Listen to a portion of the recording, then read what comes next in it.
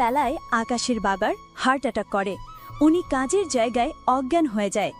এই খবরটা আকাশ ডক্টরের কাছ থেকে শোনে। খবর শোনার পর আবিরকে কল দেয়। আবির, আবির, কি হয়েছে আকাশ তোর? তুই এভাবে কাঁদছিস কেন? তোর কি কিছু হয়েছে? বাবা হার্ট অ্যাটাক করেছে, এখন উনি ডক্টরের কাছে। কোন হসপিটালের? আমি এখনই আসতেছি। আকাশ ঠিকানা দেওয়ার পর আবির আসে।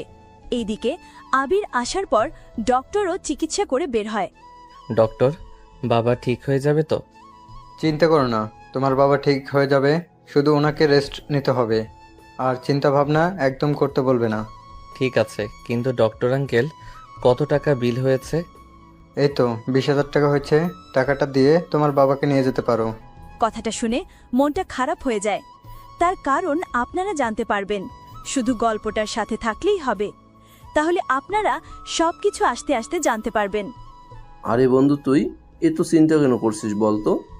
এতগুলো টাকা দিব কি করে তা নিয়ে চিন্তা হচ্ছে। আমি তো আছি, তুই এত চিন্তা কেন করছিস? আবির, তোর উপরে আমি আর কত নির্ভর করে থাকবো বল? একদিন তোর দয়া হয়তো আমাকে চলতে হবে। দেখে নিস ডক্টর আঙ্কেলকে কবে নিয়ে যেতে পারবো। বিকেলে নিয়ে যেতে পারো। ধন্যবাদ ডক্টর।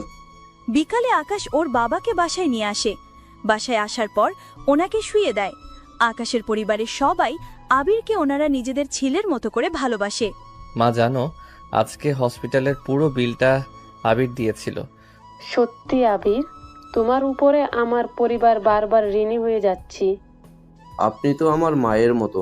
তাছাড়া আপনি নিজেই তো বলছেন আপনাকে আপনার ছেলের মতো করে ভালোবাসেন। তাহলে ছেলে কি তার বাবা মায়ের জন্য এইটুকু করতে পারবে না? কিন্তু তুমি হয়তো একটু বেশি করে ফেলতেছো আমাদের জন্য। এত কিছু চিন্তা করবেন না, আমি আরও 3,000 টাকা দিয়ে যাচ্ছি। পরবর্তীতে কিছু লাগলে বলবেন আমাকে। আমাকে এখন বাসায় যেতে হবে। দোস্ত, এমনিতে তোর 25,000 মতো খরচ হয়ে গিয়েছে।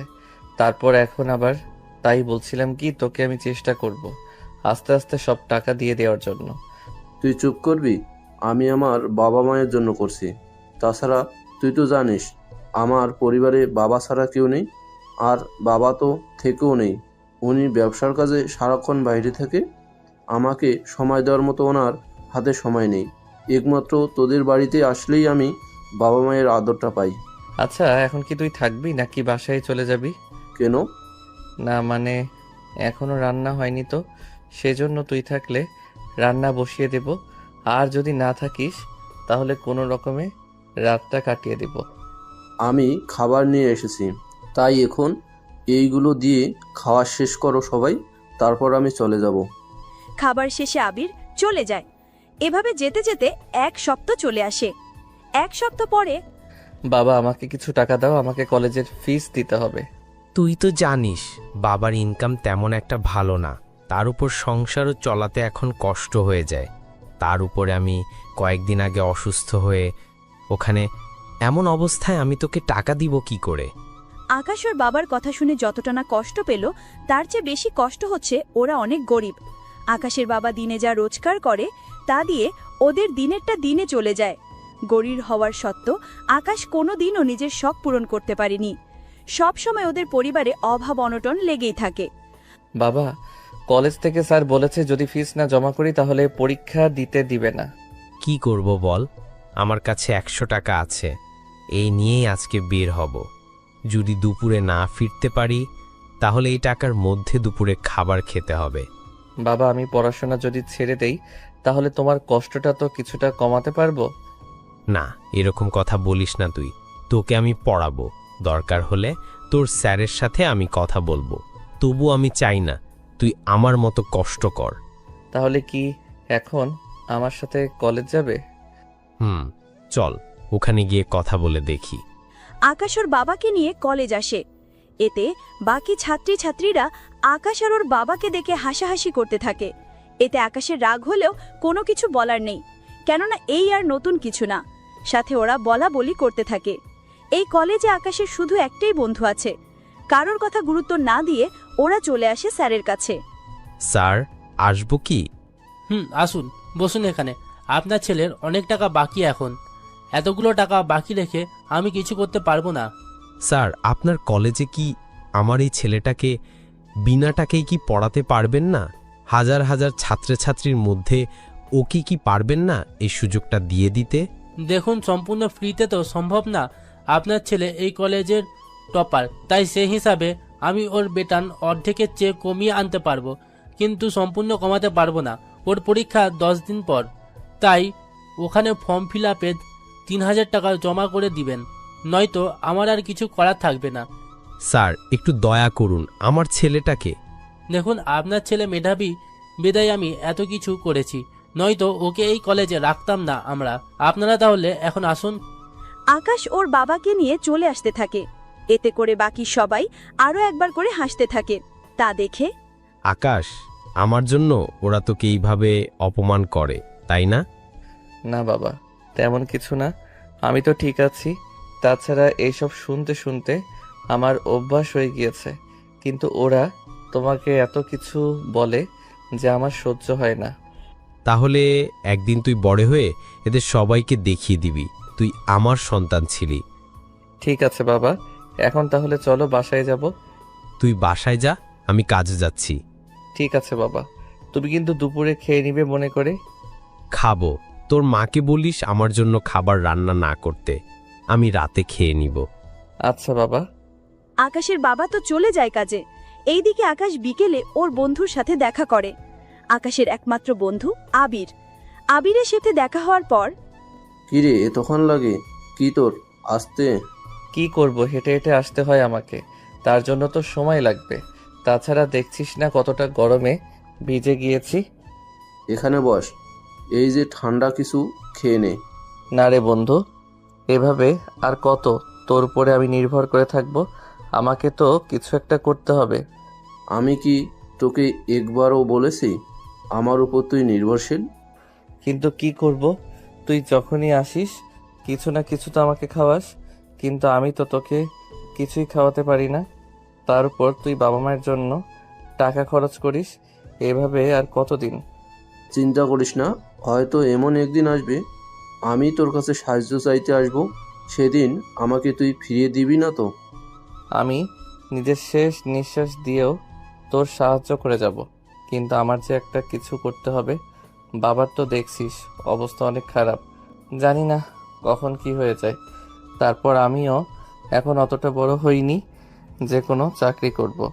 বন্ধু ঠিক বলছিস, তুই যদি আর একটু বড় হতি তাহলে আমাদের কোম্পানিতে আমি তোকে চাকরির ব্যবস্থা করে দিতাম, কিন্তু এখন তোকে চাকরি দিলেও আমি কেরানি বা ফাইলপত্র এগিয়ে দেওয়ার কাজে দিতে পারবো, কিন্তু এতে যে তোরই সম্মান নষ্ট হয়ে যাবে, আর আমি যে চাইবো না সেরকম কিছু হোক। কিন্তু আমার তো করতে কোনো অসুবিধা নেই। তোর না থাকলেও আমার কাছে আছে। আমি জেনে শুনে তোকে এত নিচু পদে থাকতে দিতে পারবো না। দেখা গিয়েছে অনেক তোর সাথে খারাপ ব্যবহার করবে, যা আমি দেখতে পারবো না। এমনিতে তো অনেক কম খারাপ ব্যবহার করছে না, এই আর নতুন কি হবে আমার জন্য? তবুও আমি পারবো না। আমি তোকে অন্য পথ দেখিয়ে দিতে পারি। কি সেই পথ? তুই টিউশনি কর, এতে তোর জন্য ভালো হবে। কিছু টাকাও পেয়ে যাবি আর সময়ও কেটে যাবে। কিন্তু আমি এখন টিউশনি কোথায় পাবো? তাছাড়া আমার পোশাক দেখে তো অনেকেই আমাকে টিউশনি দিতে চাইবে না। চিন্তা করিস না, আমি তো আছি। তাছাড়া তোকে ভালো দেখে আমি কিছু শার্ট প্যান্ট গেঞ্জি কিনে দেবো, তাহলে আর কোনো সমস্যা হবে না। তুই কিন্তু না করতে পারবি না। না, করব না, ঠিক আছে, কিন্তু টিউশনির টাকা পেলে আমি তোকে দিয়ে দিব। লাগবে না দেওয়া? না রে, আমি তোর উপরে এতটা নির্ভর করে যে থাকতে চাই না। ঠিক আছে, তোর যেমনটা ইচ্ছে। আমি তোর জন্য টিউশনির ব্যবস্থা করতেছি। তাহলে তো উপকার হবে। ঠিক আছে, তুই বাসায় যা, তাহলে আমিও বাসায় যাব। বাকি কথা কলেজে আসলে হবে। আচ্ছা, সাবধানে যাইস। ওরা চলে যায়। এইদিকে পরের দিন কলেজ যাওয়ার জন্য বের হয়। তখন রাস্তার মধ্যে অনেক পানি জমেছিল। একটা গাড়ি যাওয়ার সময়ে আকাশের পুরো শরীর ভিজিয়ে দিয়ে যায়। প্রথমে স্বাভাবিকভাবেই নিল, কিন্তু গাড়িটা একটু সামনে যাওয়ার পর আবার থেমে যায়, আবার পিছনে ফিরে আসে। তখন আকাশ ভেবেছিল হয়তো ভুল হয়ে গিয়েছে বলে সরি বলবে, কিন্তু সেরকম কোনো কিছুই হলো না। উল্টো সামনের দিক থেকে আবারও ভিজিয়ে দিল। এবার তো আকাশের অনেক রাগ হলো, তাই রাস্তার পাশ থেকে একটা ইটের টুকরো নিয়ে হাতে নেয় গাড়ির গ্লাসে মারার জন্য। তখন অবাক করে গাড়ি থেকে একটা মেয়ে নেমে আসে। মেয়েটাকে দেখার পরও হাতের ইট এখনো হাতেই রেখে দিল। মেয়েটি সামনে এসে আকাশকে একটা থাপ্পড় দেয়। তুমি আমাকে মারলে কেন? কথাটা বলায় আরও একটা থাপ্পড় দেয়। তুমি আমাকে আবারও মারলে? তো কি করবি তুই? তোর মতো ছোট লোকের বাচ্চার সাহস কি করে হয় আমাকে তুমি করে বলার? আকাশও এবার একটা থাপ্পড় দেয়, হাতের ইটটা নিচে ফেলে দিয়ে। তোর সাহস তো কম না, তুই আমাকে থাপ্পড় মেরেছিস। তোকে তো আমি আজকে গাড়ির নিচেই মেরে ফেলে দিব ছোট লোকের বাচ্চা। কোন সাহসে তুই আমার গাড়িতে ইট মারার জন্য নিয়েছিস? আপনি প্রথমে একবার ভিজিয়ে চলে গেলে, তাই ভাবলাম ভুল করে হয়েছে, কিন্তু পরের বার আবার একই কাজ করাতে আমি বুঝতে পেরেছি ইচ্ছে করে করেছেন। তাই পরের বার যদি করতে চাইতেন তাহলে এই ইট দিয়ে আপনার গাড়ির কাজগুলো আমি ভেঙে দিতাম। ওই ছোট লোকের বাচ্চা, তুই কি জানিস এই কাচের দাম কত? তোর ঘর বিক্রি করলেও তো এই গাড়ির কাচের দাম হবে না। সাহস থাকলে ভেঙে দেখা, একেবারে পুলিশ স্টেশন নিয়ে এমন মার খাওয়াবো সারা জীবনও আর উঠে দাঁড়াতে পারবি না। চুপচাপ করে দাঁড়িয়ে আছে, কোনো কথা বলছে না। কেননা তার কারণ তো আপনারা বুঝতেই পারছেন। ইরা যখন গাড়ি করে এসেছে তখন তো আপনারা বুঝতেই পারছেন ইরার বর্তমান পরিস্থিতি আর আকাশের পরিস্থিতি এক না। তাই চুপচাপ দাঁড়িয়ে থাকা ছাড়া কোনো উপায়ও নেই। কিন্তু শার্ট ময়লা করে ফেলেছে, এর জন্য তো আকাশকে কিছু একটা করতে হবে। নয়তো এই মেয়ে যে এরকম ঘটনা অন্য কারোর সাথে করবে না তা তো বলা যায় না। সরি বলুন আমাকে। এরকম কথা শুনে ইরা তো অবাক হয়। তার সাথে, কি তোর মতো ছেলেকে ইরা চৌধুরী সরি বলবে? বলবেন। তোর সাহস দেখে তো আমি অবাক হয়ে যাচ্ছি। এরকম গরিব খ্যাত ছেলেকে আমি সরি বলবো? তাহলে বলবেন না, তাই তো? কখনোই না। না বললে কি করবি তুই? এরাও তখন হালকা পানির ওপরে দাঁড়িয়েছিল, তাই আকাশ ওর পা দিয়ে পানির ওপরে লাথি দিতেই ওই পানিগুলো ইরার পুরো শরীর ভিজিয়ে ফেলে। সাথে মুখের মধ্যে পড়াতে তো ইরা আরো বেশি রেগে যায়। ছোট লোকের বাচ্চা কোথাকার, তোর এত বড় সাহস! তুই আমার ড্রেস আর আমাকে নোংরা করেছিস। আপনি যখন সেম কাজ করেছেন তখন সে কথা কি আপনারও মনে ছিল না? আপনি তো ইচ্ছে করে করেছেন, তাও নিজের দোষ স্বীকার করলেন না। তোকে তো আমি দেখে নিব। যা দেখার এখানে দেখে নিন, পরে আর নাও দেখার সুযোগ পেতে পারেন। ইডিয়েট কোথাকার! এই ময়লা অবস্থায় তোকে দেখার কোনো ইচ্ছে আমার নেই। তাহলে কি বাসায় থেকে আবার চেঞ্জ করে আসবো নাকি? অবশ্যই। আপনি তো এতক্ষণ ধরে এখানে আর অপেক্ষা করবেন না। যদি করেন তাহলে তো ভালো হবে, একসাথে ভালো করে দেখার সুযোগটাও পেয়ে যাবেন। এত কথা আসে কি করে তোর? মনে রাখিস, এরপর যদি তোকে আমি কখনো আমার আশেপাশে দেখি তাহলে তোকে আমি বাঁচিয়ে রাখবো না। ও তাই নাকি? তাহলে আমাকে মারলে তো আপনি ফাঁসির হাত থেকে বাঁচতে পারলেও কয়েক বছরের জেল তো হবেই। আর এত সুন্দর রূপ আর যৌবন নিয়ে যদি এইভাবে জেলে পড়ে থাকেন তাহলে তো আর কিছুই বলার নেই। ওই থামবি তুই? তোকে আমি আবার যেন না দেখি এখানে, কথাটা কিন্তু তুই মনে রাখবি। আমার মনে থাকবে, কিন্তু আপনি যদি কখনো আমার পাশে এসে বসেন তাহলে হয়তো আমার সব চিন্তা চেঞ্জ হয়ে যাবে। তুই তো একটা বাচাল ছেলে, এত বকবক করতে পারিস কি করে তুই? আমি বকবক করি নাকি আপনি বকবক করেন? উফ! ইরা ওখান থেকে রেগে চলে যায় আর আকাশও হাঁটতে হাঁটতে চলে আসে কলেজে। কলেজে এসেও আরো বেশি অবাক হয়ে যায়, কেননা ওই গাড়িটা ওদের কলেজে দেখে। কি ব্যাপার, এই গাড়িটা এখানে কেন? এটা কি ওই গাড়িটা নাকি? আমার তো ওই গাড়িটাই মনে হচ্ছে। তাহলে কি ওই মেয়েটা এই কলেজে এসেছে? গতকাল তো স্যার বলেছিল আমাদের ক্লাসে একটা মেয়ে এসে ভর্তি হয়েছে, অনেক বড়লোক ঘরের মেয়ে। তাহলে কি এই মেয়েটাই সে? দূর, আমিও কত কি ভাবছি। এটা ওই মেয়ে কেন হতে যাবে? আমার তো ক্লাসের সময় হয়ে এসেছে, যাই তাড়াতাড়ি করে। ক্লাসে চলে আসে, এসে দেখে সবাই মোটামুটি বসে আছে, কিন্তু একটা সিট এখনো ফাঁকা আছে। আর ওই সিটে শুধুমাত্র আকাশেরই বসার অধিকার আছে, কেননা ক্লাসে ফার্স্ট বয় আকাশ, তার উপর অনেক মেধাবী। সেজন্য স্যারেরা ওকে সামনে বসার জন্য একটা সিট সব সময় খালি রাখার জন্য বলে। সে আকাশ ক্লাসে আসুক না না আসুক, ওই সিটটা খালিই থাকে সব সময়। কিন্তু আকাশ আজকে ওই সিটের পাশে তাকিয়ে তো আরো বেশি অবাক হয়। মেয়েটিও আরো বেশি অবাক হয়। ইরা, ও হচ্ছে আকাশ, এই কলেজের ফার্স্ট বয়। ওর জন্য এই সিটটা সব সময় ফাঁকা রাখা হয়। আজকে তুই ওর পাশে বসার সৌভাগ্য পেয়েছিস। কেননা ওর সাথে বসার জন্য কত মেয়ে লাইনে থাকে শুধু পড়ার বিষয়ে সাহায্য নেওয়ার জন্য। তাছাড়া নয়তো ওকে আমরা কেউ দেখতেই পারি না, কেননা ওই ছেলেটা এতটাই গরিব যে ওর পড়াশোনার খরচ চালাতে পারে না। কলেজ থেকে ওর মেয়েটার জন্য ওকে রেখে দিয়েছে। কথাগুলো ইরার কানে কানে বলে মেয়েটা। অনেক ধন্যবাদ তোকে ওর সম্পর্কে এত তথ্য দেওয়ার জন্য। বাকিটা আমরা আড্ডা দেওয়ার সময়ে বলিস আমাকে। যেহেতু ওই বেঞ্চে আকাশই বসে, তাই না চাইতেও ওখানে গিয়ে বসে পড়ে। কিছুক্ষণ পর ইরা আর আকাশের মধ্যে ঝগড়া তো হতেই থাকে। ঠিক তখনই স্যার চলে আসে। উনি এইসব দেখে, কি ব্যাপার আকাশ, তুমি মেয়েটার সাথে এভাবে ঝগড়া কেন করছো? স্যার, সে অনেক কাহিনী, ক্লাস শেষ করে আপনাকে বলবো। আচ্ছা, তোমার নাম কি? ইরার দিকে ইশারা করে বলে। স্যার আমাকে বলছেন? হ্যাঁ, তোমাকেই বলছি। স্যার আমার নাম ইরা চৌধুরী। রফিক চৌধুরী কি তোমার বাবা? জি স্যার। আরে দাঁড়িয়ে আছো কেন? বসে পড়ো, এখন তোমাদের ক্লাস শুরু করা যাক। এখন যে বিষয়ে আলোচনা করব তা কিন্তু তোমরা মন দিয়ে শুনবে। তাছাড়া আকাশ, তোমাকে তো বলে দিতে হবে না আশা করি। না স্যার, লাগবে না, শুধু এটা বলে দিন কোন অধ্যায় থেকে পড়াবেন আজকে। এরপর স্যার অধ্যায়ের নাম বললে সবাই বই বের করে সামনে রাখে। আকাশও সেম ভাবে বই বের করে নেয়। বই বের করে অঙ্ক দেখে বুঝতে পারে অঙ্কটা অনেক সহজ। আমাদের মধ্যে কেউ কি অঙ্কটা পারবে? স্যার আমি। তুমি তো পারবে, তা আমি খুব ভালো করে জানি। এছাড়া আর কেউ কি পারবে? এবার আর কেউ হাত উঠায়নি, কারণ এই অঙ্কটা কেউই পারে না। সবটা শেষ হলে স্যার চলে যায়। আর উনি যাবার পর ক্লাস শেষ করে আকাশ বের হতে যাবে, তখন ইরা আর কিছু মেয়ে আকাশকে ঘিরে দাঁড়ায়। কি ব্যাপার, তোমরা এভাবে আমার সামনে কেন দাঁড়িয়ে আছো? চল আমরা ক্যান্টিনে গিয়ে আড্ডা দিব। আমার হাতে সময় নেই আড্ডা দেওয়ার। চিন্তা করিস না, বিল আমি দিব। ইরা, তুই ঠিক বলেছিস। ও আসলে বিল দেওয়ার ভয়ে আসতে চাইছে না। আসলে সত্যি কথা বলতে ওর পকেট তুই কিন্তু 1 টাকাও কখনো পাবি না, কেননা 1 টাকারও মুরদ নেই। কথাটা শুনে ওরা হাসতে থাকে। ওদের হাসি দেখে আকাশের একটুও রাগ হয় না, কেননা এইসব কিছু শুনতে শুনতে আকাশ এখন অভ্যস্ত। কিছুক্ষণের মধ্যে ওদের সাথে আরো কিছু ছেলে এসে যোগ দেয়। ওরা ইরার সাথে পরিচয় হয়ে নেয়।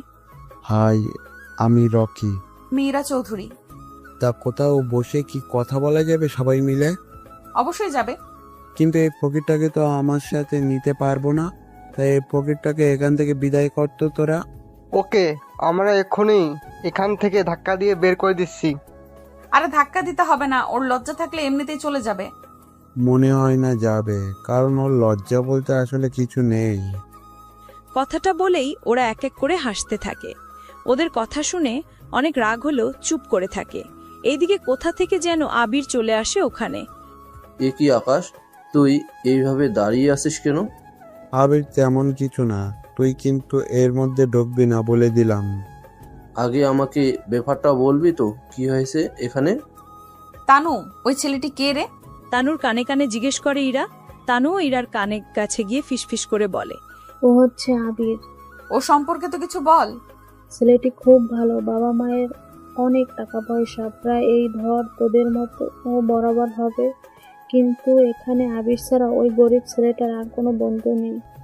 আকাশের একমাত্র বন্ধু এখানে আবির আছে, আর আবিরের একমাত্র ভালো বন্ধু আকাশ। আকাশের সম্পর্কে কেউ কোনো বাজে কথা বললে আবির নিতে পারে না। কি ব্যাপার, তোমরা দুজনে এভাবে কানে কানে কি কথা বলতেছো? তেমন কিছু না আবির। এই মেয়ে কে রে? ওকে তো আগে কখনো দেখিনি। আবির, ও হচ্ছে ইরা, আজকে আমাদের সাথে ভর্তি হয়েছে। তা এখন বল, আকাশের সাথে তোর কি নিয়ে কথা বলছিলে? আচ্ছা আবির, তুই সারাক্ষণ এই আকাশ আকাশ করিস কেন, বুঝি না আমি। তোকে না বুঝলে হবে, এখন তুই আমাকে এটা বল, তোরা ওকে কি বলছিলি? তাছাড়া ওর মুখ দেখে মনে হচ্ছে তোরা ওকে ভালো কিছু বলিসনি। আমরা ওকে তেমন কিছু বলিনি। সত্যি তো? সত্যি বলছি আমি। এইদিকে আবির আকাশকে কিছু জিজ্ঞেস করতে যাবে, তার আগেই আকাশ কারো কল পেয়ে ওখান থেকে চলে আসে। আকাশকে না দেখতে পেয়ে আবির খোঁজার জন্য বেরিয়ে আসে, আর গেটের সামনে দেখতে পায় ওখানে ওরা কথা বলতে থাকে। কিন্তু এইদিকে, আচ্ছা, এই ছেলেটা কেন শুধু শুধু এইরকম একটা খ্যাত ছেলের জন্য নিজেকে আমাদের থেকে দূরে রাখলো? ওহ, এমনই, আকাশকে ছাড়া কিছুই বুঝে না ও। এক কথায় আকাশ ওর জন্য সবকিছু। বুঝলাম, তাহলে আমরা আবিরকে ছাড়া সবকিছু তো করতে পারি। সম্ভব না, কারণ আবির আমাদের পুরানো বন্ধু। ওকে যদি এখন আমরা এড়িয়ে চলি তাহলে অনেক বড় সমস্যা হয়ে যাবে আমাদের জন্য। তাহলে অন্য কোনো উপায় তো আমাদের দেখতে হবে। কি সে উপায়? আর করবে সে কাজ? সেরকম একটা আইডিয়া এসেছে আমার মাথায়। কি আইডিয়া? আমরা যদি আকাশ আর আবিরের মধ্যে ভুল বোঝাবুঝির সৃষ্টি করে দেই তাহলে তো ঝামেলার সৃষ্টি হবে আর ওরা আলাদা হয়ে যাবে। তার সম্ভব না, কেননা আবির নিজে মরে যাবে, কিন্তু আকাশকে কোনো মতে ভুল বুঝবে না ও। তাহলে আর কি করা যায়? একটা উপায় আছে। কি সে উপায়? আমরা একটা মেয়েকে দিয়ে আবিরের আর আকাশের সাথে প্রেম করিয়ে দিব। তারপর ওরা যখন দুজনেই জানতে পারবে ওরা একই মেয়েকে ভালোবাসে, তখন ওরা নিজে থেকেই ওই মেয়েকে পাওয়ার জন্য নিজেদের মধ্যে ঝামেলা শুরু করবে। এরকম আইডিয়া নিয়ে কোনো কাজ হবে না। আমি ভেবে দেখব কি করা যায়। এখন আমাকে বাসরে যেতে হবে। ওরাও নিজেদের বাসার দিকে চলে যায়। অন্যদিকে আবির আর আকাশ হসপিটালে আসে। আঙ্কেল, আব্বুর কি হয়েছে? দেখো, তোমার বাবার অবস্থা ভালো না। ওনাকে যদি এখনই রেস্ট ও নিতে না পাঠাও তাহলে আর বাঁচানো যাবে না। ঠিক আছে ডক্টর। আবারও হসপিটালের কিছু বিল মিটিয়ে দিয়ে ওখান থেকে চলে আসে বাসায়। ওখানে আকাশ ওর মাকে সবকিছু বলে। তখন আবিরও সাথে ছিল। কিন্তু এখন তাহলে আমাদের কি হবে? কিভাবে চলবে সংসার আমাদের? আন্টি, আপনারা কোনো চিন্তা করবেন না। আঙ্কেল তো কাজ করতে পারবে না, কিন্তু আমি আকাশের জন্য কয়েকটা টিউশনির ব্যবস্থা করে দিয়েছি। এখন শুধু ওকে নিয়ে গিয়ে দেখা করিয়ে দেবো, আর টাকার ব্যাপারে কথা বলে নিলেই সব কাজ শেষ। কিন্তু বেতন পেতে পেতে তো প্রায় 1 মাসের বেশি সময় লাগবে। তাহলে এতদিন আমাদের সংসার চলবে কি করে? কিন্তু কি করব বলো? কোনো না কোনো ভাবে তো করে নিতে হবে। আন্টি, একদম টেনশন নেবেন না, আমি তো আছি। আমি সব কিছু এনে দেব। তাছাড়া আপনাদের দুঃখের সময়ও যদি পাশে না থাকতে পারি তাহলে আর কে থাকবে বলুন? কিন্তু এভাবে আর কত থাকবে আমাদের পাশে? যতদিন আমার বন্ধু আর আপনারা আছেন। আকাশ, তুই তাহলে চল আমার সাথে, তোকে ওনাদের সাথে কথা বলিয়ে দিই। ঠিক আছে, বলো তাহলে। মা, আমি গেলাম। তুমি বাবার খেয়াল রাখিও। সাবধানে থাকিস। ওরা বেরিয়ে পড়ে। এভাবে কিছুক্ষণ রিকশায় করে যাওয়ার পরে ওরা মোটামুটি 3টা টিউশনি জোগাড় করতে পেরেছে। তা থেকে মোটামুটি মাসে 18,000 টাকা উঠে আসবে। এবার খুশি তো তুই? খুশি মানে? এবার আর আমাদের কোনো অভাব রাখবো না। আসি, আস্তে আস্তে সবকিছু ঠিক করে নিব। এখন চল কিছু খেয়ে নেই আমরা। ঠিক আছে, বলো। এভাবে দিন যেতে থাকে। ওদের ফাইনাল পরীক্ষা প্রায় চলে এসেছে। ওরা নিজেদের মতো করে পড়াশোনা করতে থাকে। পরীক্ষা ওদের ভালোভাবে কেটে যায়। ওদের পরীক্ষা শেষ হলে একদিন ওরা সবাই একত্রিত হয়। তোরা সবাই এত লেট করে আসলি কেন? রাস্তায় অনেক জ্যাম ছিল। এই কথা ছাড়া তো আর কোনো কথা নেই তোদের কাছে। লেট হলে এই একটা বলেই তো আমরা পার পেয়ে যাই। সবাই তো মোটামুটি এসেছে, কিন্তু আবিরকে দেখতে পাচ্ছি না কেন? দেখ, হয়তো আকাশকে সাথে করে নিয়ে আসবে। আমিও বুঝি না, এই ছেলের সাথে আমাদের কখনো যায় না, তবু কেন যে ওকে আমাদের কাছে নিয়ে আসে বুঝতে পারি না। কিছু করার নেই, আবিরকে যতদিন আমাদের সহ্য করতে হবে ততদিন আকাশকেও। এদের তো একটা ব্যবস্থা আমি করবই আজকে। কি করবি তুই? পরে জানাবো। কিছুক্ষণ পর আকাশ আর আবির আসে। তখন ওরা কে কোথায় ভর্তি হবে তা নিয়ে ওরা কথা বলতে থাকে। ওরা সবাই মোটামুটি একই ভার্সিটিতে ভর্তি হওয়ার প্ল্যান করে। এখন শুধু ওদের রেজাল্ট ভালো হলেই হয়। এইদিকে ইরা আকাশকে ইশারা করে। কি হয়েছে? আমাকে কেন? তোর সাথে কথা আছে, এদিকে আয়। কি কথা? এখানে বল, সবাই শুনুক। এখানে বলা যাবে না, যা বলার পাশে নিয়ে গিয়ে বলবো। আবির বুঝতে পারছে না কি বলবে, তাই কায়দা করে আকাশের সাথে আবির ওর মোবাইল দিয়ে দেয়, সাথে রেকর্ড চালু করে, যেন ওদের মধ্যে কি কথা হয় তা আবির জানতে পারে। তাছাড়া ইরার উপরে কোনো বিশ্বাস নেই বলে এরকম কাণ্ড করা। আকাশ, ইরা যখন এত করে বলতেছে তখন ওর সাথে যা, দেখি কি বলে। আমার তো একা যেতে ভয় করতেছে। আরে কিছু হবে না, আমি তো আছি। আবিরের কথায় উঠে যায় ইরার সাথে। কিছুটা দূরে যাওয়ার পর আকাশকে নিয়ে একটা রুমে আসে। কি ব্যাপার, আমাকে রুমে কেন এনেছো? তোকে কিছু দেখাবো বলে। মানে ঠিক বুঝলাম না। আমি এখন যা যা করব আর যা যা বলবো তা দেখে তুই অবাক তো হবি, তার সাথে আরো কত কি যে হওয়ার বাকি আছে। দেখো ইরা, ভালো হবে না কিন্তু উল্টাপাল্টা কিছু করলে।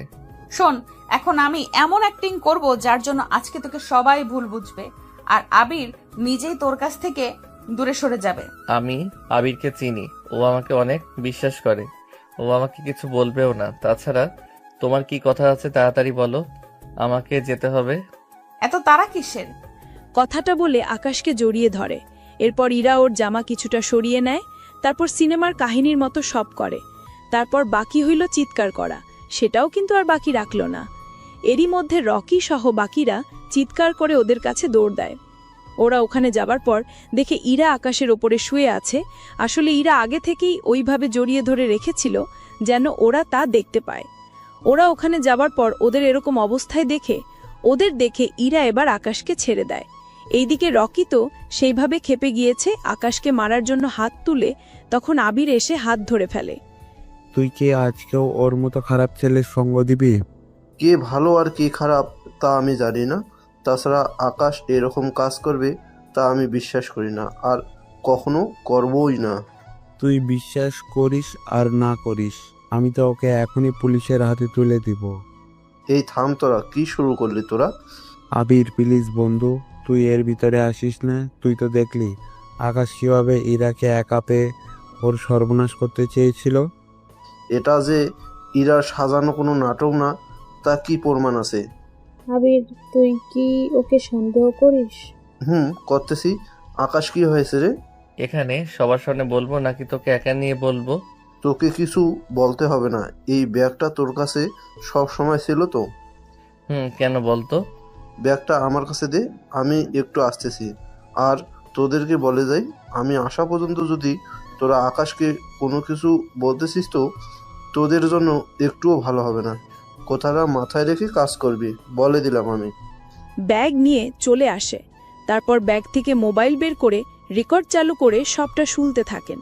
আবির ভালো করে জানে আকাশ ওরকম কোনো ছেলে না, কিন্তু আবির একার কথাই তো কোনো লাভ হবে না, তাই এরকম কিছু করা ওর।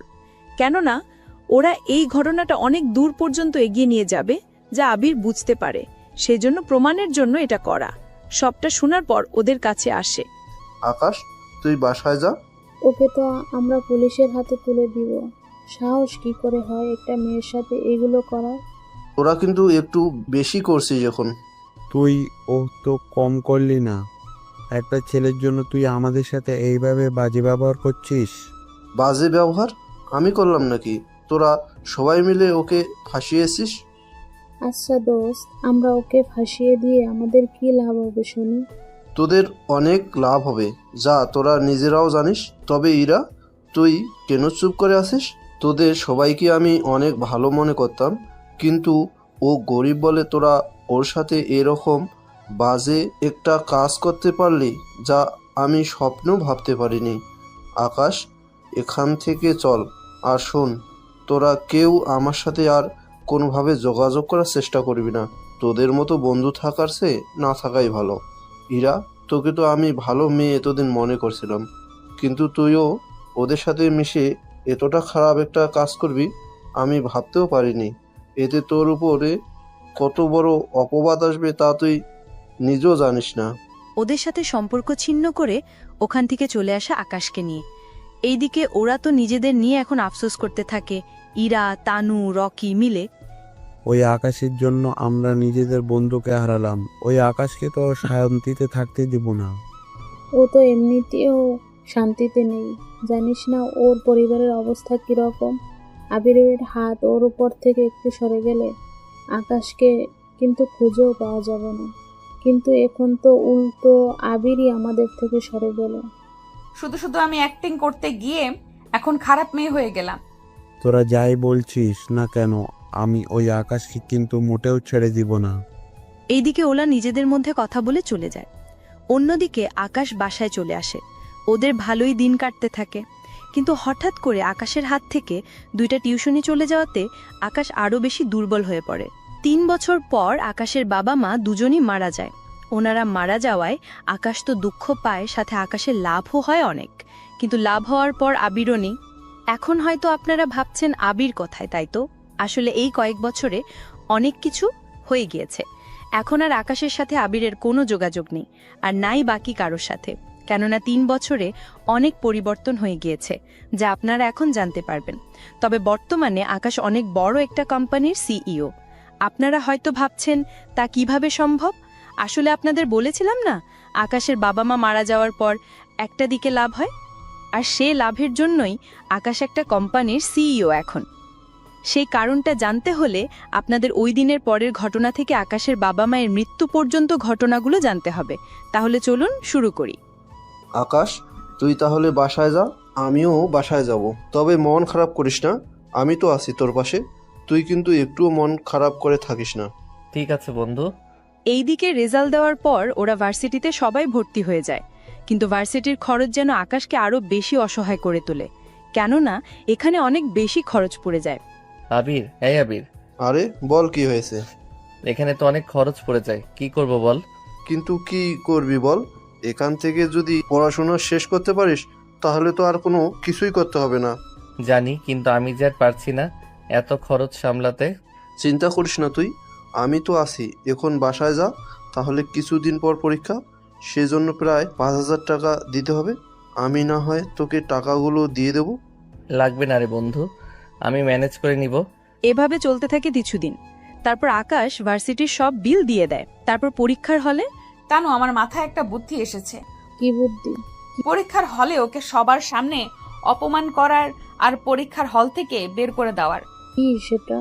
তাহলে শোন আগে। সবটা শোনার পর দেখ, আমার মনে হয় এইসব করার মোটো ঠিক হবে না। কেন ঠিক হবে না?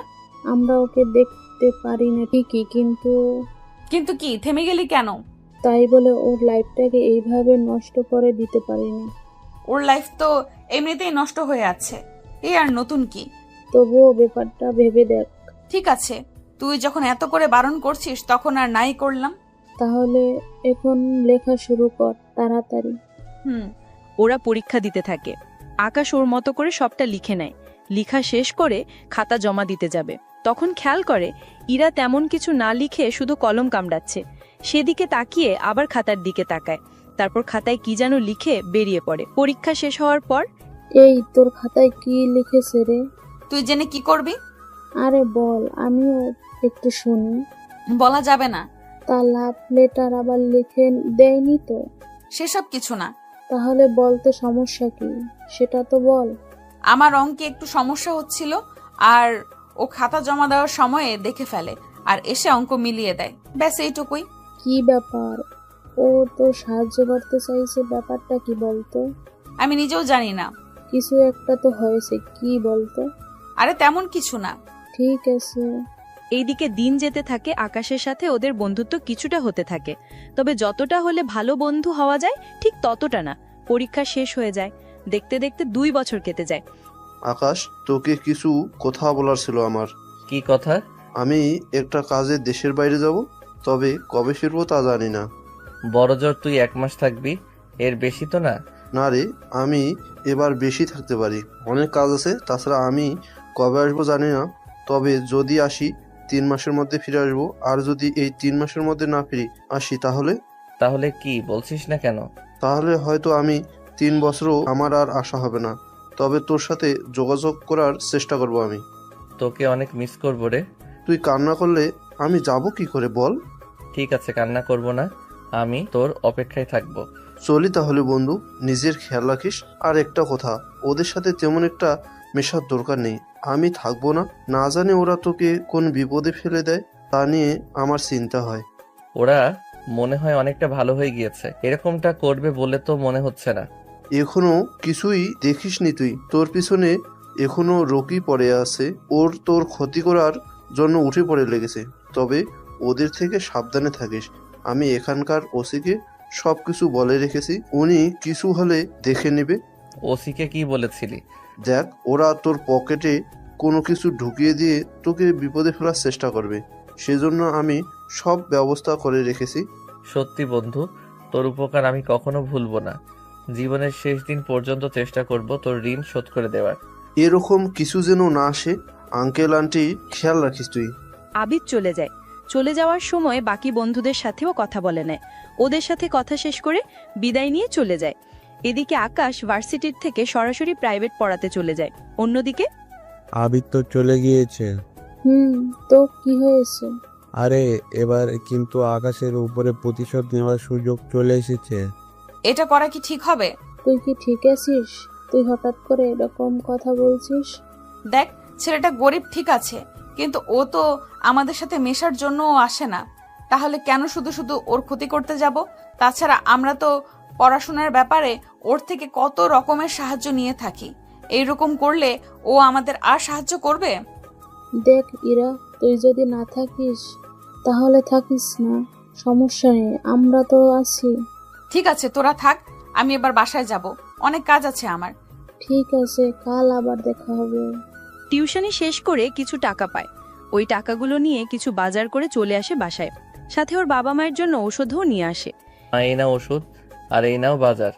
বাবা, আমার যে অবস্থায় আমি মনে হয় রান্না করতে পারবো না। কি করব বলো, আমাদের যে পোড়া কপাল।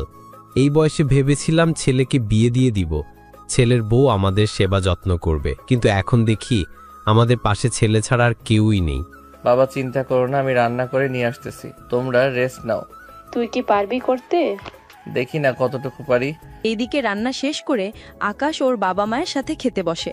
খাওয়া শেষ করে পড়তে বসে, আর ওর বাবা মা দুজনেই ঘুমিয়ে পড়ে।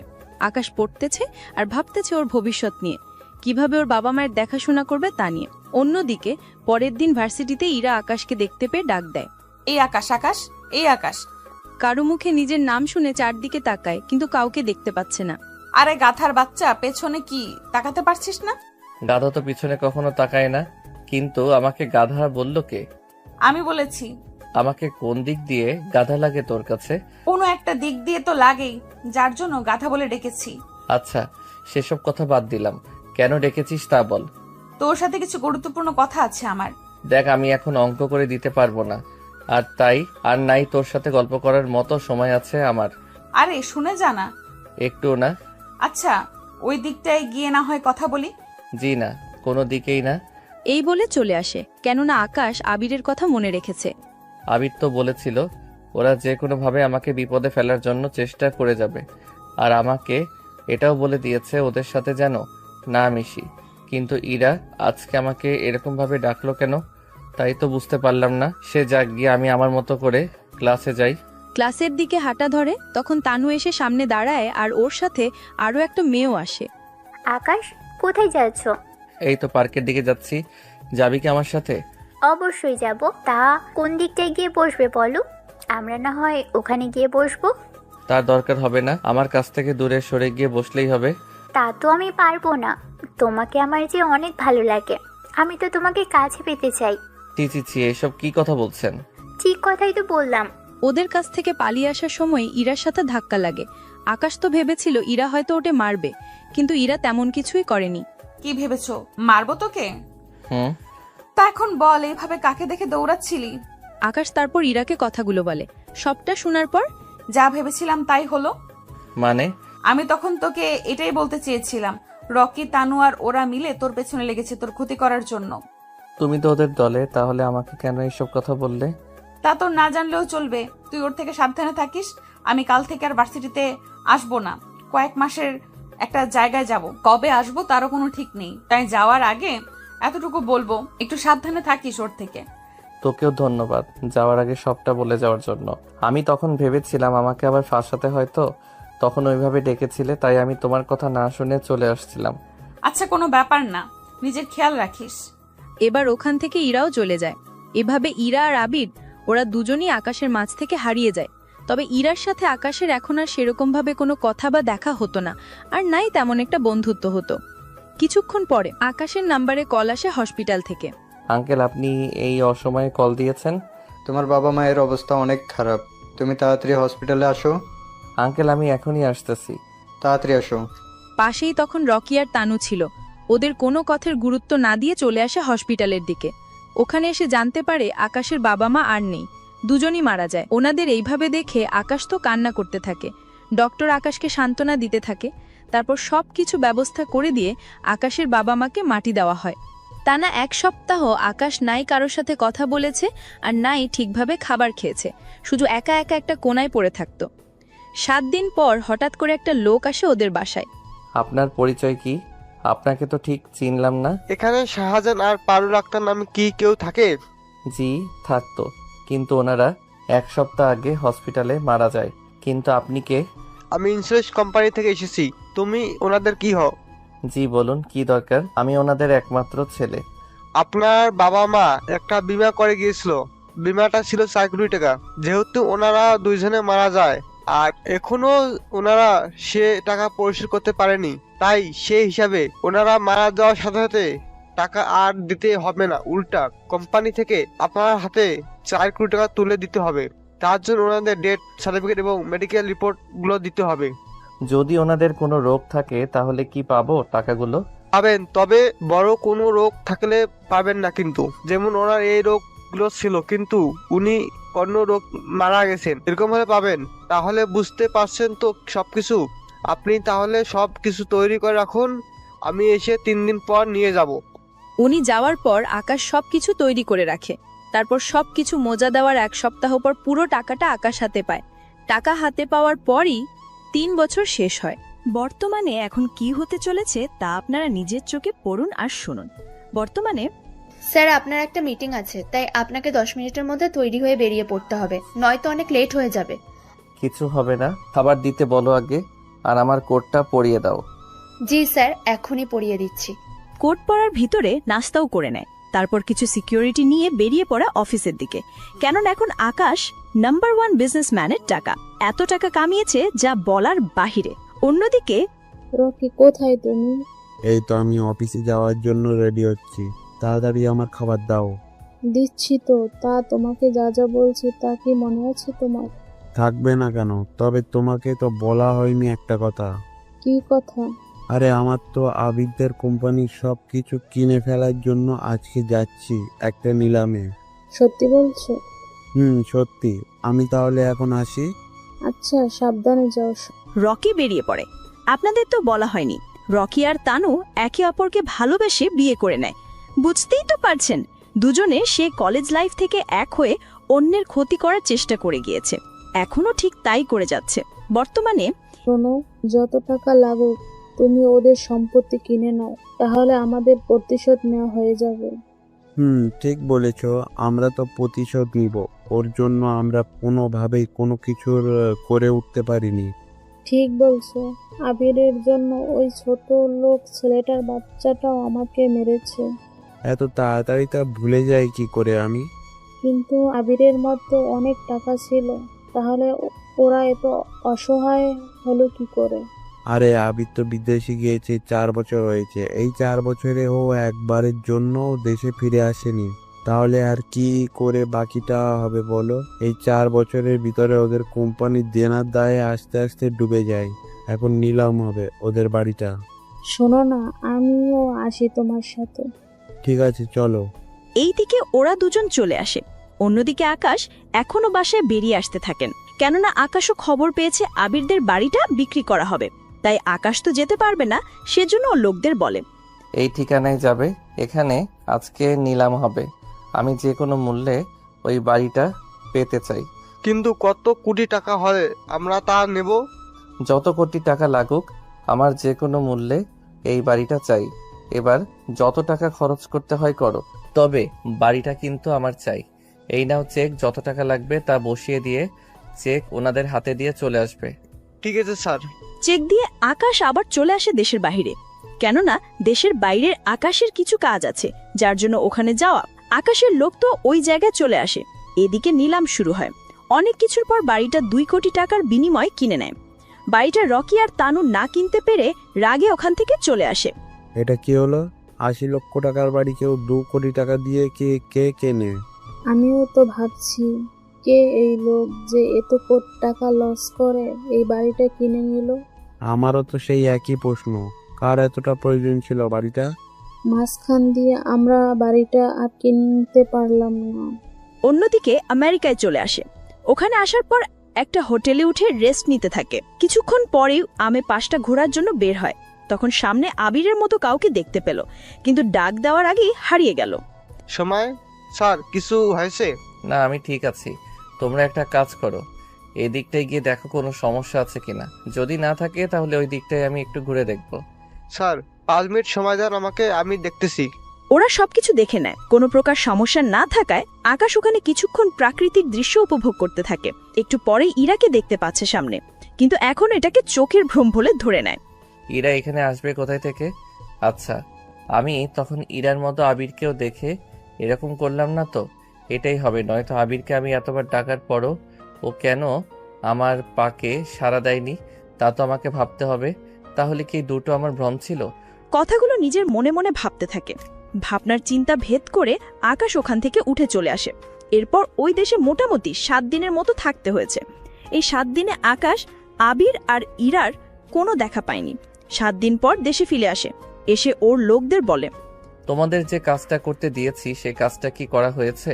জি স্যার, আপনার কথা মতন 2 কোটি টাকা দিয়ে ওই বাড়িটা আর আশেপাশে যা কিছু জড়িত ছিল সব কিনেছি। কিন্তু স্যার একটা কথা বলবো কি?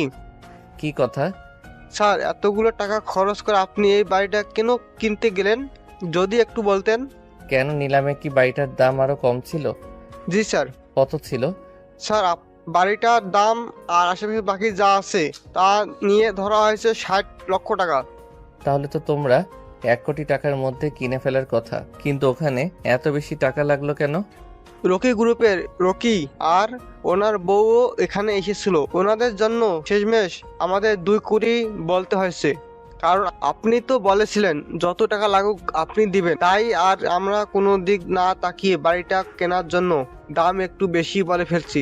সমস্যা নেই, ওরা দুজন সে কলেজ লাইফ থেকে আমার পিছনে যে পড়ে রয়েছে তা এখনো আছে। ওদের তো আমি শিক্ষা দিয়ে ছাড়বো, তবে আস্তে আস্তে দিব। তোমরা এখন কাগজপত্র সবকিছু কি নিয়ে এসেছো? জি স্যার, এই নিন ফাইল। ফাইল হাতে নিয়ে দেখতে থাকে। সবটা দেখা শেষ হলে, আচ্ছা, আমি যতদূর জানি ওই রকি গ্রুপের কিছু শেয়ার ওরা বিক্রয় করবে।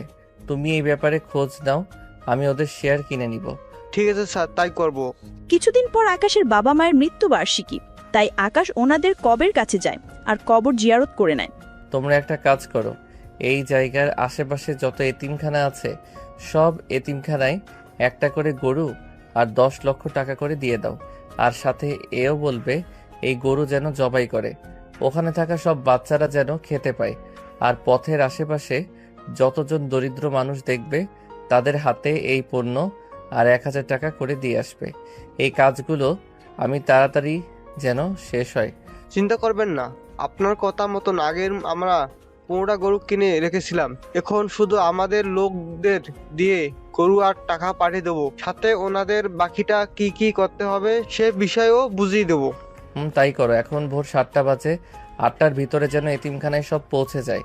আর বাকিরা দরিদ্র যারা আছে তাদের কাছে সাহায্য নিয়ে যাও। ঠিক আছে স্যার। ওরা ওদের কাজে লেগে পড়ে। এইদিকে দুপুরের দিকে আকাশ ওর বাসায় বসে অপেক্ষা করতে থাকে। কিছুক্ষণ পর, স্যার একটা লোক এসেছে আপনার সাথে দেখা করতে। আমার সাথে কে আসবে এখন দেখা করতে? জানি না, তবে আপনার ছবি দেখিয়েছি। তবে ছবিটা দেখে মনে হলো আপনারা একে অপরে চেনেন। আমার সাথে তো আবির ছাড়া আর কারোর ছবি নেই। আচ্ছা, আবির আসেনি তো? তাই পকেট থেকে মোবাইল বের করে আবিরের একটা ছবি দেখায়, কিন্তু লোকটা বলে, এটা ওই ব্যক্তি না। আচ্ছা, নিয়ে আসো তাহলে। ঠিক আছে স্যার। ওরা লোকটাকে নিয়ে আসে। লোকটা আসার পর আকাশের কাছে সাহায্য চায়। আকাশ কিছু টাকা দিয়ে সাহায্য করে দেয়। এরপর কিছুদিনের মধ্যে আকাশের কোম্পানিতে পিএ পদের জন্য আর কোম্পানিতে কিছু লোক নিয়োগ করার জন্য সার্কুলার ছেড়ে দেওয়া হয়। অন্যদিকে অনেক এসে সার্কুলার দেখে অ্যাপ্লাই করতে থাকে। কিছুদিন পর, স্যার রকি গ্রুপের তথ্য পেয়েছি। কি তথ্য পেয়েছো? স্যার রকি গ্রুপে ওরা 30% শেয়ার বিক্রি করবে। তাহলে আমি যা ভেবেছিলাম তা তো হবে না আর?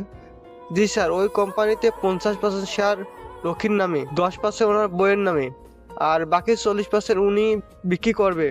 তবে আগে যারা শেয়ার হোল্ডার ছিল তারা শেয়ার বিক্রি করবে দিবে।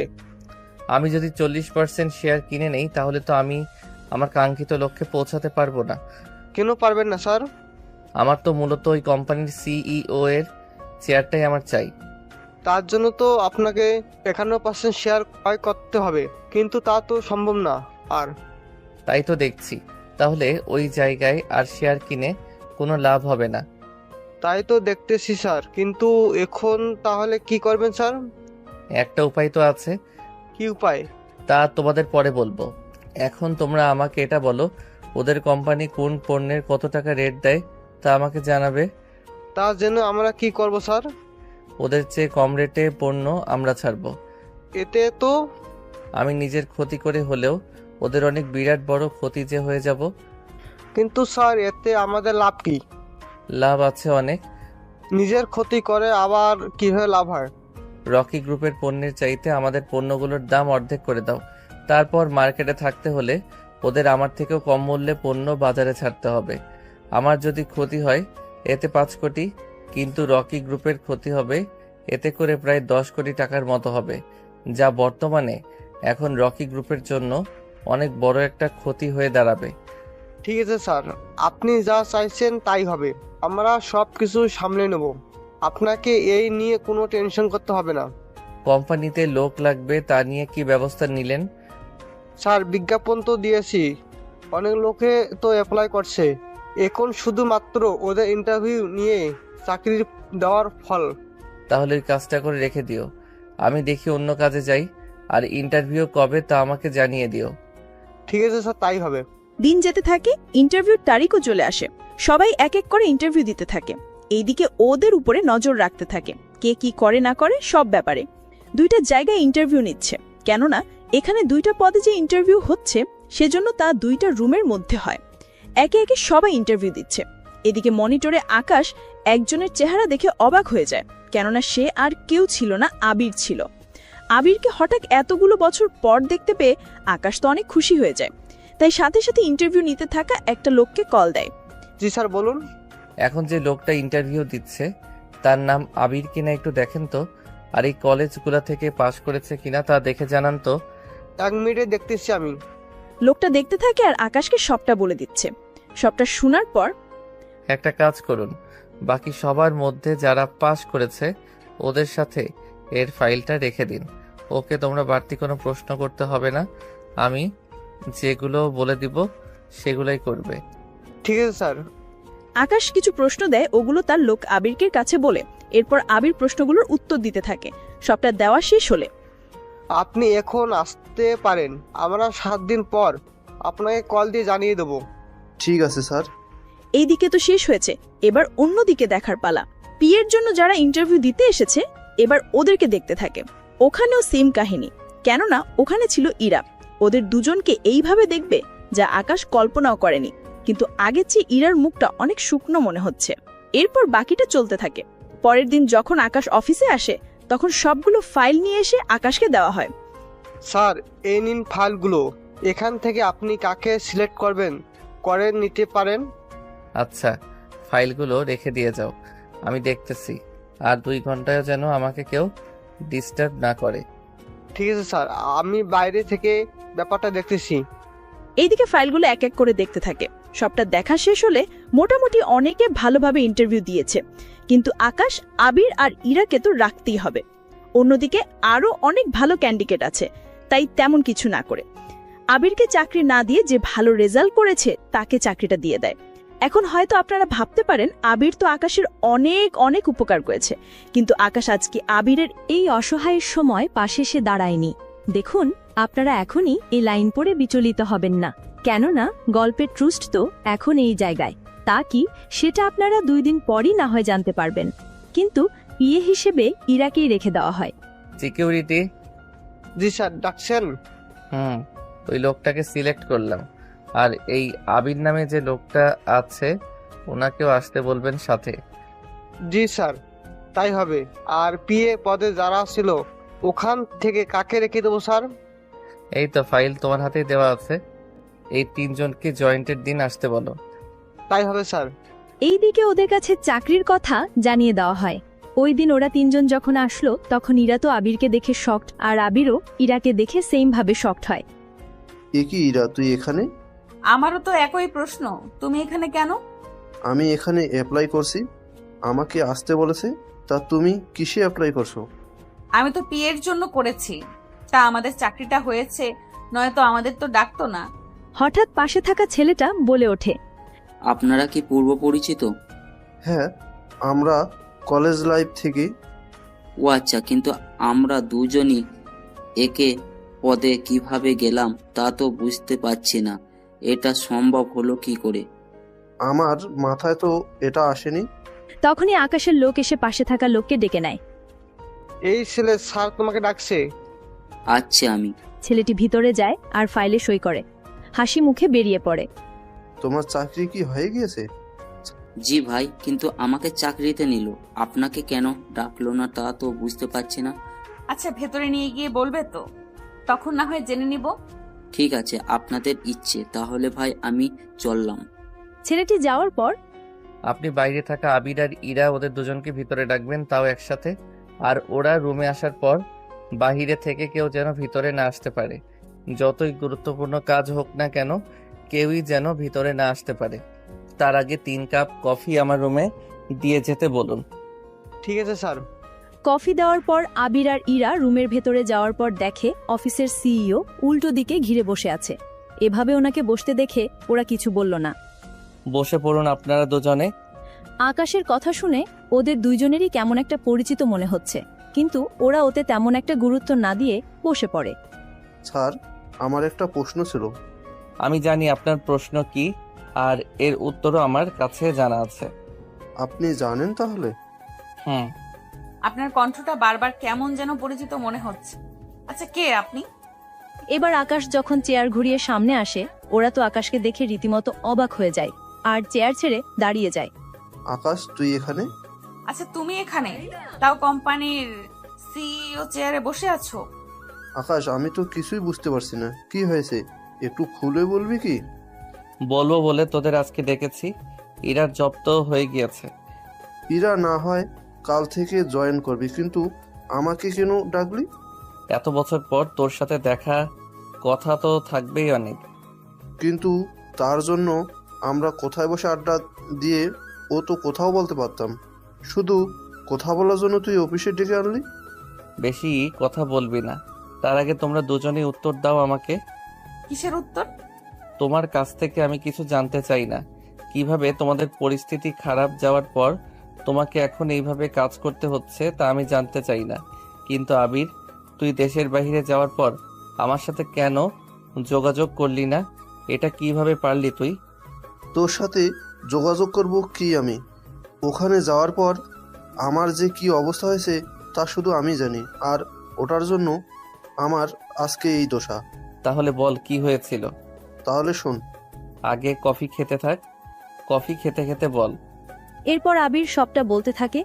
আবিরের কথা শুনে আকাশের চোখের পানি তো বের হয়, সাথে ইরারও মন খারাপ হয়ে যায়। সত্যি বন্ধু, আমি বুঝতে পারিনি তোর সাথে এত কিছু হয়ে যাবে। থাক, বাদ দে, আমি এখন উঠি রে। কোথায় যাবি তুই? অন্য কোম্পানিতে জব দেখব। অন্য কোম্পানিতে কেন? কি করব?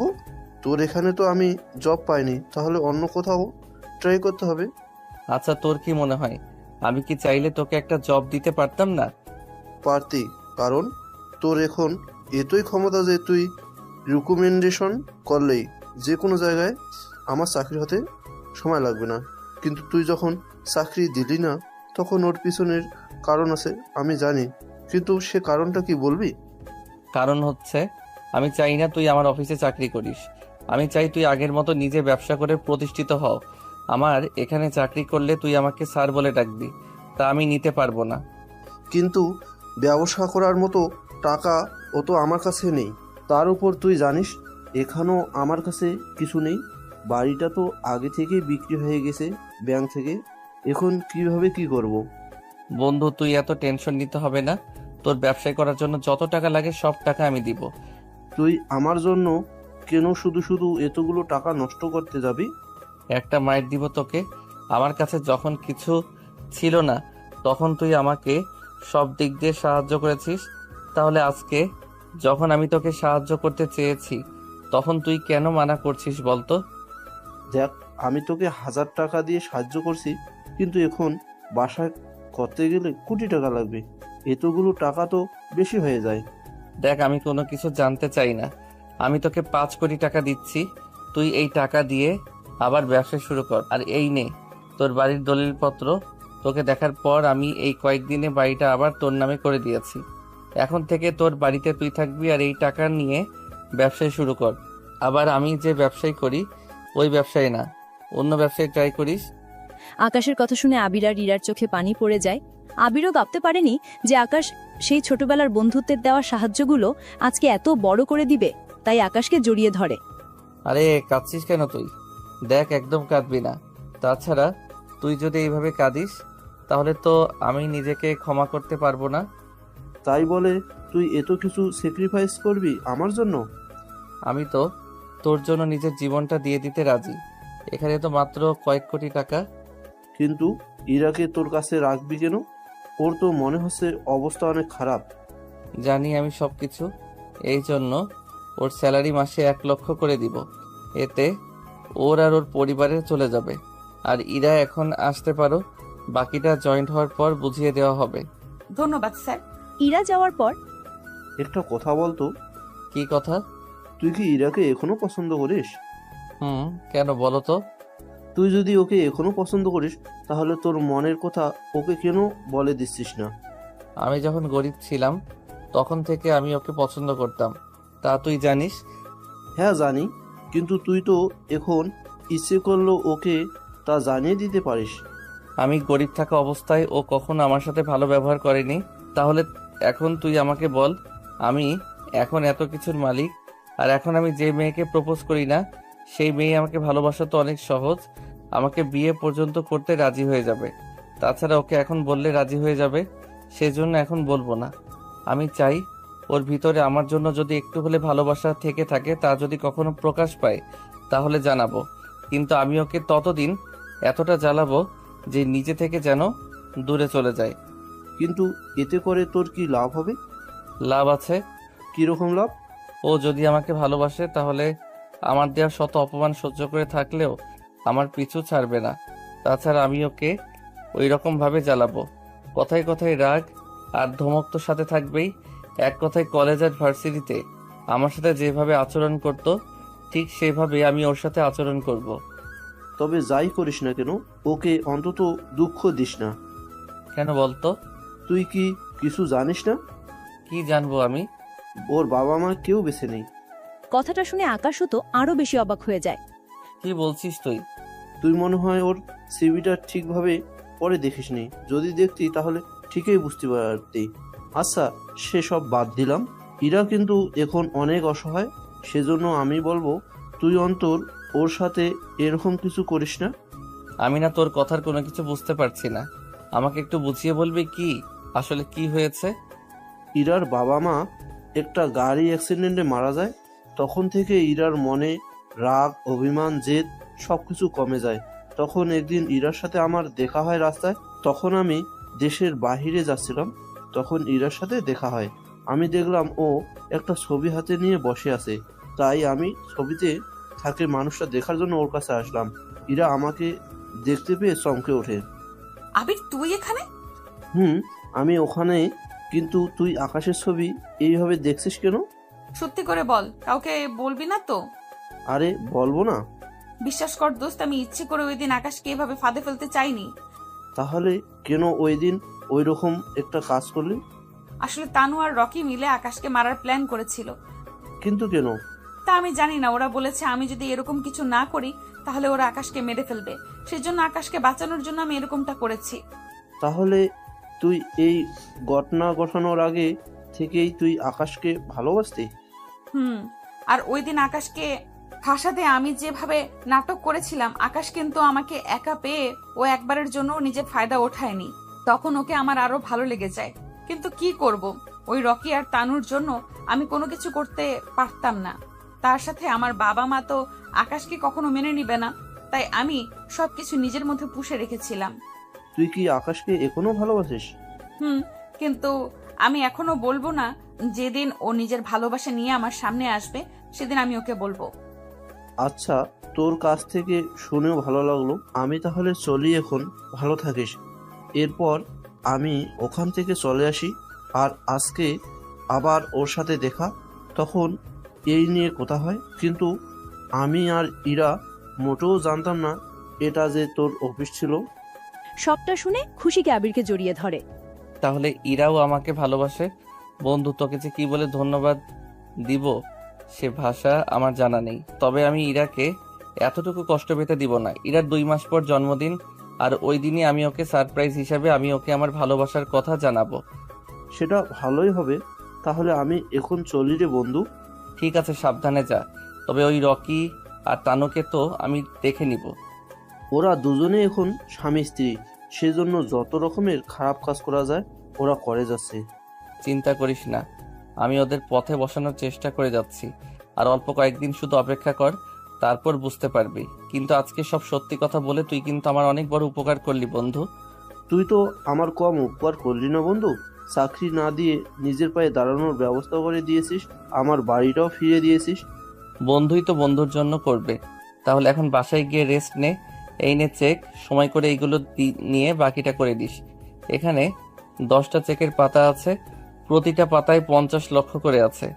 এতে তোর জন্যই ভালো হবে, কারণ সব টাকা তো একদিনে উঠালে রাখতেও পারবি না, সেজন্য আলাদা আলাদাভাবে দিলাম। এতে তোর খরচ করতেও সুবিধা হবে। সেটাই ভালো করেছিস। এখন আপাতত 2 কোটি উঠিয়ে বাকি কাজ আর মালামাল কিনে ফেলবো। বাকিগুলো দিয়ে সবটাই ঠিক হলে বাকিটা শুরু করব। আচ্ছা, তাই করিস। তবে টাকা লাগলে কিন্তু অবশ্যই জানাবি আমাকে। আচ্ছা, জানাবো। আবির তো চলে যায় অন্যদিকে। রকিয়া তানু খাবার পেয়ে যায় ওদের ব্যবসায়ের ক্ষতির কথা। রকি, এই লোকটা কে? কোন লোকের কথা বলতেছো? আরে আমাদের ম্যানেজার কল দিয়েছিল। তা কি বললো? আমাদের কোম্পানি নাকি আগামী 7 দিনের ভিতরে 5 কোটি টাকার মতো লোকসান সামলাতে হবে। তোমার কি মাথা খারাপ হয়েছে? কি বলতেছো এসব? এটা কি করে সম্ভব? এই যে তুমি নিজেই দেখো। রকি সবটা দেখে নিজেও অবাক হয়ে যায়। তবে সবচেয়ে বেশি অবাক হয় কেউ নিজের ক্ষতি করে ওদের ক্ষতি করার চেষ্টা করে যাচ্ছে এই ভেবে। তো কি করবে এখন? কে এই কাজটা করতেছে? কি বিষয়ে কি কোনো কিছু জানো? আরে আমি জানলে তো তোমাকে আর জিজ্ঞেস করতাম না। আচ্ছা, তুমি পারলে এই লোকটার সাথে দেখা করে নাও, তারপর কথা বলে দেখো কেন উনি নিজের ক্ষতি হবে যেন আমাদের ক্ষতি করার চেষ্টা করে যাচ্ছে। আমি আগে দেখি কিছু একটা করতে পারি কিনা। যদি পারি তাহলে তো ভালো, আর যদি না পারি তাহলে ওনার সাথে সরাসরি এসে কথা বলবো। ঠিক আছে। এইদিকে আবির কিছু টাকা নিয়ে মোটামুটি ব্যবসা শুরু করতে থাকে। অন্যদিকে পরের দিন ইরা একটা বোরকা পরে অফিসে আসে। অফিসে এসে ইরা ওর রুমে গিয়ে বোরকা চেঞ্জ করে কাজ করতে থাকে। তখন অনেকে পরিচিত হওয়ার জন্য ইরার সাথে আসে কথা বলার জন্য, যা আকাশ ও রুম থেকে দেখতে পায়। সবটা দেখে এই মেয়েটা এসেছে ঠিকভাবে, কিন্তু কে বলেছে ওকে এইভাবে কাজ করার জন্য?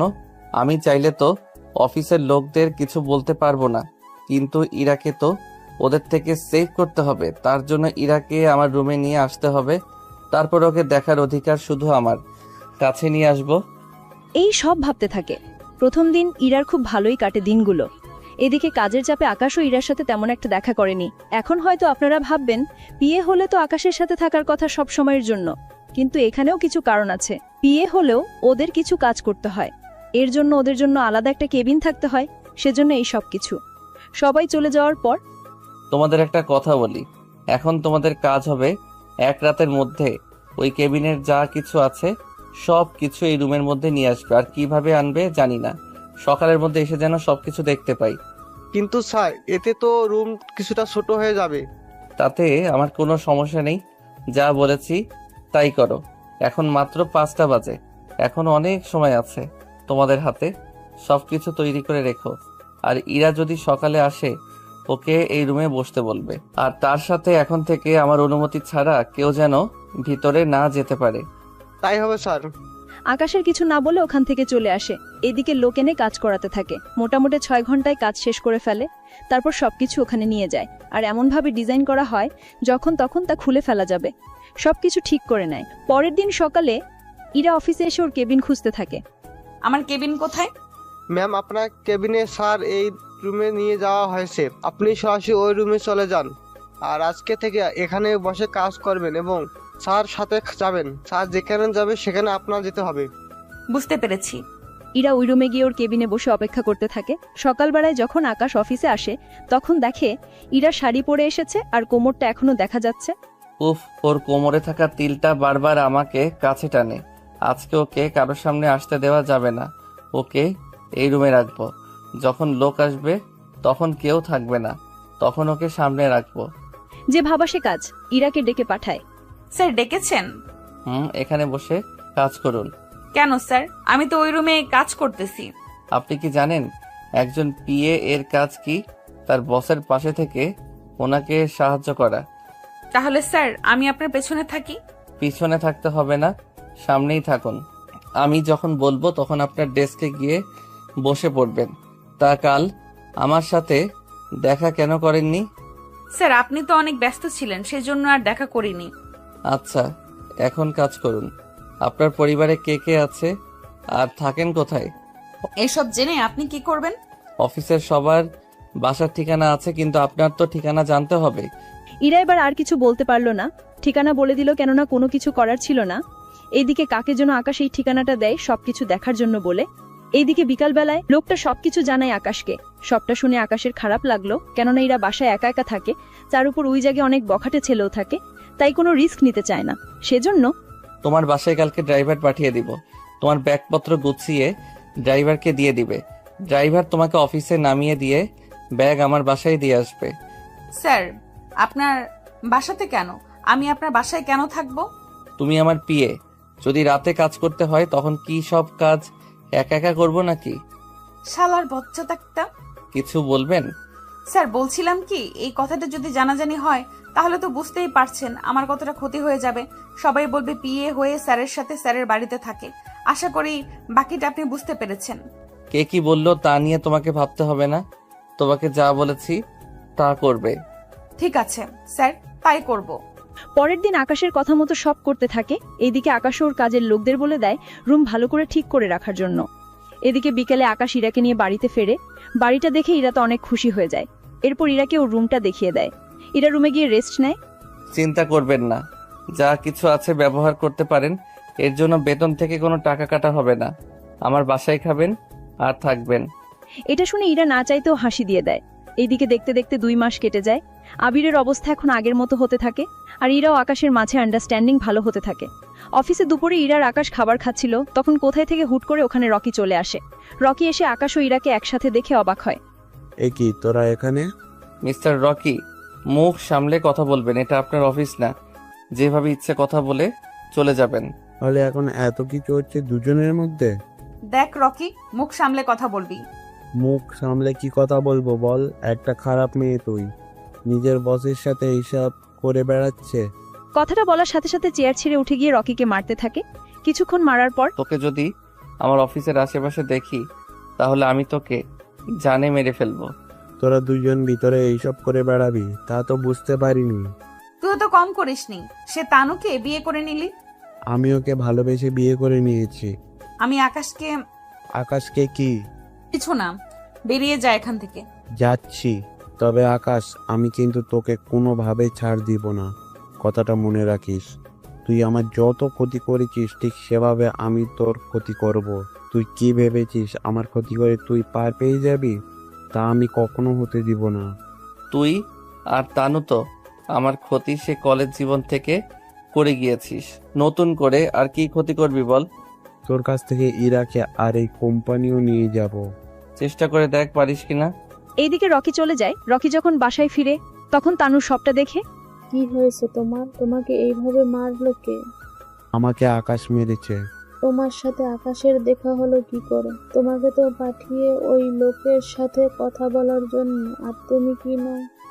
পুরো কথাটা তো শুনবে, ওই লোকটাই আকাশ। কথাটা শুনে তানুও তো আরো বেশি অবাক হয়ে যায়। কি বলছো তুমি?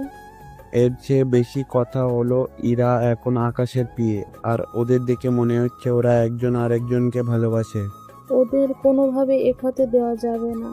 ঠিক বলেছ, একটা ব্যবস্থা তো করতেই হবে ওদের জন্য। তাহলে প্ল্যান করে ফেলি, চলো। এইদিকে ওরা প্ল্যান করতে থাকে। এইদিকে মাস পার হয়ে যায়, ইরাকে হঠাৎ করে খুঁজে পাওয়া যাচ্ছে না। তখন রকি নিজেই আকাশকে কল দিয়ে জানায়, তার সাথে একটা ঠিকানা দেয়। আকাশ আবিরকে সবটা জানায়। আবির সবটা জেনে আকাশের সাথে ওখানে যায়। ওরা যাওয়ার পর দেখে রকি ইরার গলায় ছুরি ধরে রেখেছে। প্লিজ ওকে ছেড়ে দে, তুই যা চাস আমি তোকে তাই দিব, তবুও ইরার কোনো ক্ষতি করিস না। আমি জানতাম তুই ইরাকে অনেক ভালোবাসিস, তাই ওর কোনো ক্ষতি হতে দিব না। তাই তোর সামনে একটা কাগজ রাখা আছে, সাইন করে দে। কাগজে সাইন করে দিয়ে কাগজে রকির কাছে দেওয়া বাহানা করে ছুরিটা সরিয়ে ফেলে কৌশলে। এরপর শুরু হয় মারামারি, আর ওই মারামারিতে বাকিদের মেরে ফেললে রকি আর তানুকে বাঁচিয়ে রাখে। চাইলে তোদেরও মেরে ফেলতে পারতাম, কিন্তু তোরা বন্ধু ছিলি বলে বাঁচিয়ে রাখলাম। কিন্তু যদি কখনো এরকম কোনো কিছু করিস তাহলে আর বাঁচিয়ে রাখবো না। ওদের রেখে ওখান থেকে চলে আসে। এরপর গাড়িতে, ভালোবাসো আমাকে তাই না? অনেক বেশি ভালোবাসি তোমাকে। তাহলে কেন বলনি এতদিন ধরে? ভয়ে যে বলতে পারিনি। আমি কি বাঘ নাকি অন্য কিছু যে তোমাকে খেয়ে ফেলবো? তার চেয়ে ভয়ঙ্কর। যেমন? এই যে একটা গরিব ছেলেকে কি ইরা চৌধুরী কখনো কি ভালোবাসবে? কথাটা শুনে আকাশের বুকে কিল ঘুষি মারতে থাকে আর আকাশকে বুকে টেনে নেয়। এখানে গল্পটা শেষ। কেমন হয়েছে অবশ্যই জানাবেন।